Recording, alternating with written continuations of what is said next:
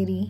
இன்றைக்கி நாம் விநாயகர் சதுர்த்தி ஸ்பெஷலாக பிள்ளையார்பட்டி மோதகம் தான் செய்ய போகிறோம். வாங்க எப்படி செய்கிறதுன்னு பார்க்கலாம்.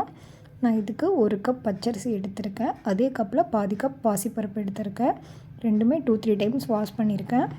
இந்த பச்சரிசியை நான் 10 நிமிஷம் ஊற வச்சுட்டு அதுக்கப்புறம் ஒரு 15 நிமிஷம் ஒரு வெள்ளை துணியில் உலர வச்சு எடுத்திருக்கேன். அதே கப்பில் 1 கப் தேங்காய், 2 கப் வெல்லம், அதாவது 1 கப் அரிசிக்கு 2 கப் வெல்லம் அப்படி எடுத்திருக்கேன். இப்போது ஒரு கடாயில் ஒரு 1.5 டேபிள் ஸ்பூன் அளவுக்கு நெய் ஊற்றிக்கலாம்.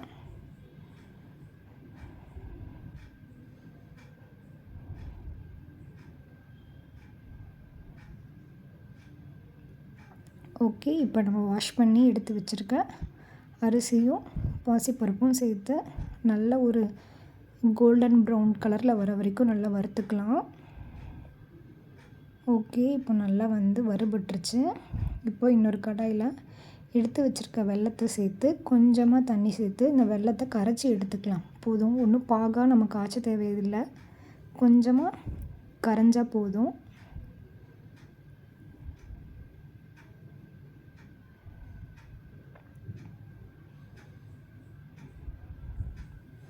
ஓகே, வெல்லம் நல்லா கரைஞ்சிருச்சு. அப்புறம் அந்த அரிசியும் பாசிப்பருப்பும் நான் கொரகொரப்பாக அரைச்சி வச்சுருக்கேன்.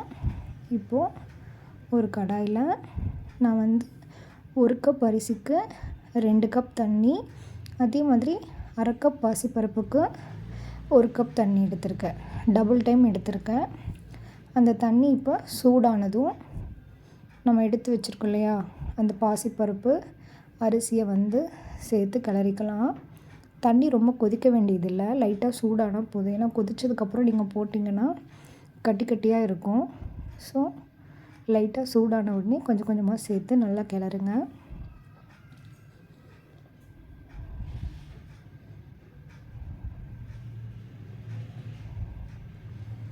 கொஞ்ச நேரம் ஒரு மூடி போட்டு மூடி நல்லா வேக விடுங்க. அதுக்கப்புறம் குக்காக கொஞ்சமாக நெய் சேர்த்து நல்லா வேக வைங்க. அந்த அரிசியும் பாசிப்பருப்பும் நல்லா குக்காகணும் இல்லையா. ஓகே, இந்த ஸ்டேஜில் நம்ம எடுத்து வச்சுருக்கோம் இல்லையா அந்த வெள்ளை கரைசல், அதை இப்போ சேர்த்திக்கலாம்.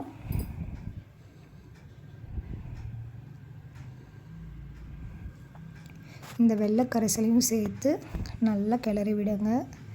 இப்போ நல்லா குக் ஆகிடுச்சு. அதுக்கப்புறம் எடுத்து வச்சுருக்க தேங்காவை சேர்த்து நல்லா கிளறுங்க. அதுக்கப்புறம் கொஞ்சமாக ஏலக்காய் தூள் வாசனைக்காக,